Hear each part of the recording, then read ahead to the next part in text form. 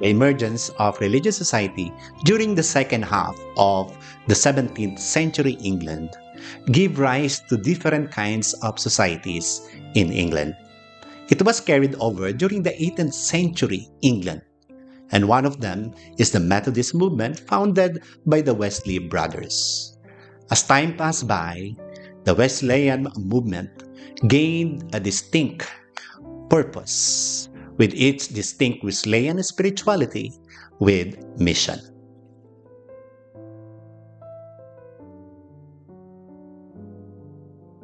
First rise of Methodism, the Holy Club at Oxford University. John went back to Oxford later that year and joined Charles' people in a consistent routine of prayer, study, and community service. It was John who would later refer to this group as the first rise of Methodism. Their religiosity earned them harsh monikers like Holy Club. And in 1732, the term Methodist was eventually adopted. The second rise of Methodism, the mission in Frederica, Georgia.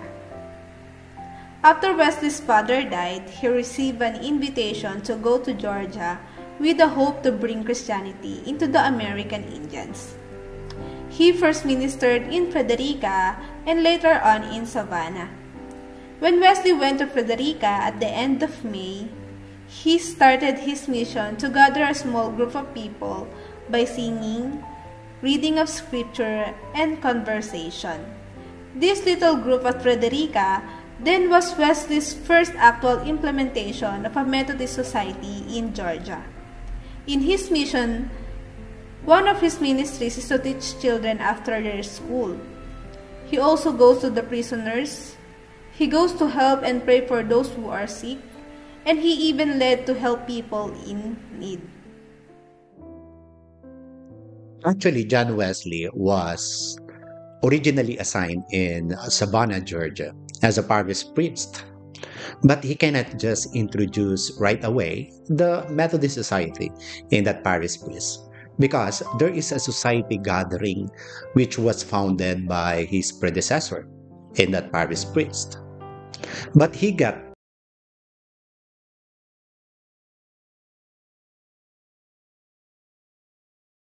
Wesley, who was originally assigned in Frederica, needed to go home because he was sickly. And he got the chance to introduce that Methodist Society by inviting them to be led in prayer, studying the scripture, and so on. And that was the chance when John Wesley started the Methodist Society in Frederica. And it was called as the second rise of Methodism. However, when he got back to Savannah, then he got a chance also to introduce the religious society or the Methodist Society in Savannah. John Wesley left Oxford in 1735 and headed to Georgia with the goal of bringing the gospel to American Indians. He came back disheartened by his ministry, but encouraged by the Moravians' faith with whom he worked and traveled. The Fetter Lane Society, as the third rise of Methodism, was founded by a Moravian Englishman, Peter Bowler. But the influence of John Wesley is undeniable. Some of the original members of Oxford University Holy Club was with him, like Charles Wesley and Whitefield. Wesley encouraged members to meet regularly to confess their sins, share spiritual experiences, and hold one another to high moral and ethical standards, applying the scriptures, teachings in their daily lives.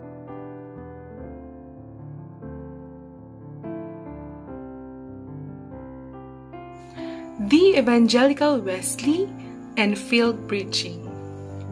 One of the greatest inspiration made by John Wesley was his field preaching. He was known for his dynamic and passionate preaching style, which played a significant role in the growth of the Methodist movement.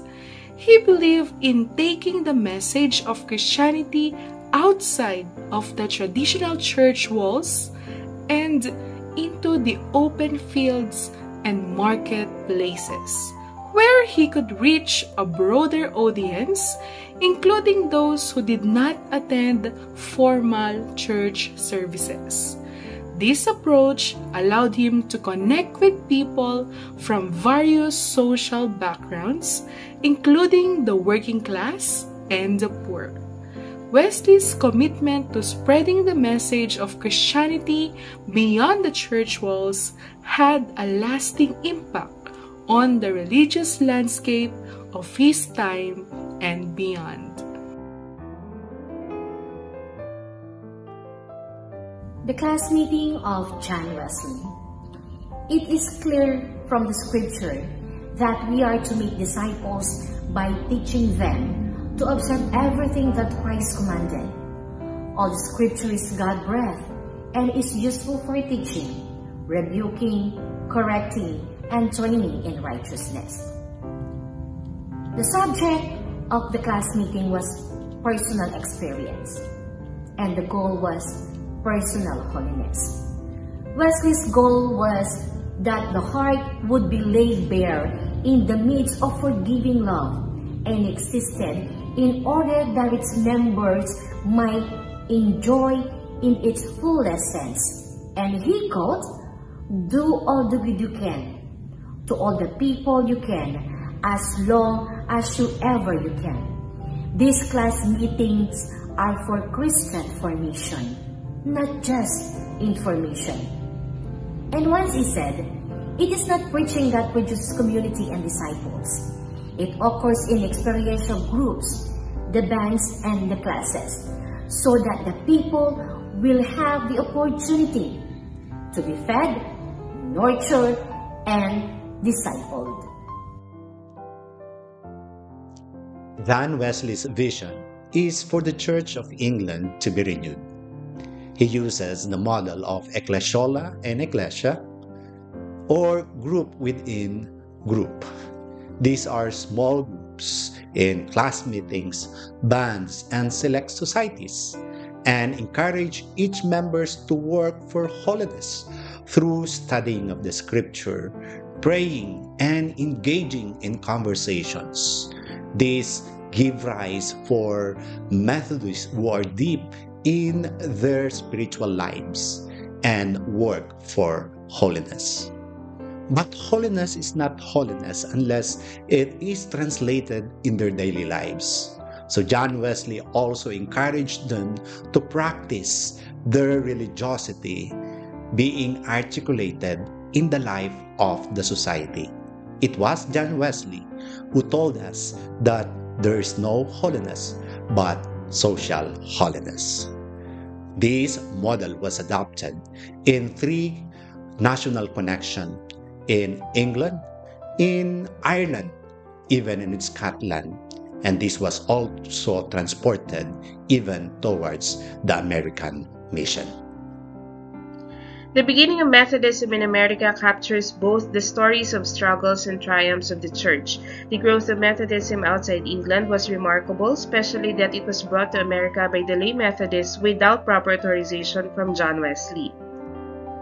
Among the earliest leaders were Robert Strawbridge, who organized work in Maryland and Virginia around 1760, Philip Embury in New York in 1766, and Captain Thomas Webb in Philadelphia in 1767.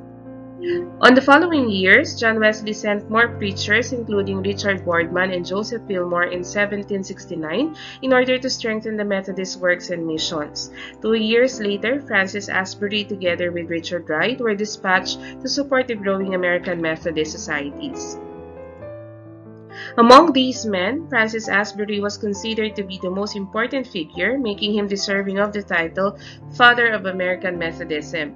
Francis Asbury dedicated his life to Methodist works and mission. He served in the ministry for 45 years and faithfully did his mission as a circuit rider who traveled miles to preach the people. When the America gained their independence, John Wesley sent Thomas Coke to America to superintend the work with Asbury. Coke, with his dedication to the ministry, led him to head the First Methodist Missionary Committee. He was notable for his work of delivering unity among the Methodist churches in America, and now people call him the Father of Methodist Missions. The journey of Methodism in America perfectly models how faith conquers hardships in life, and that perfect submission to God's will of service direct our path to triumphs.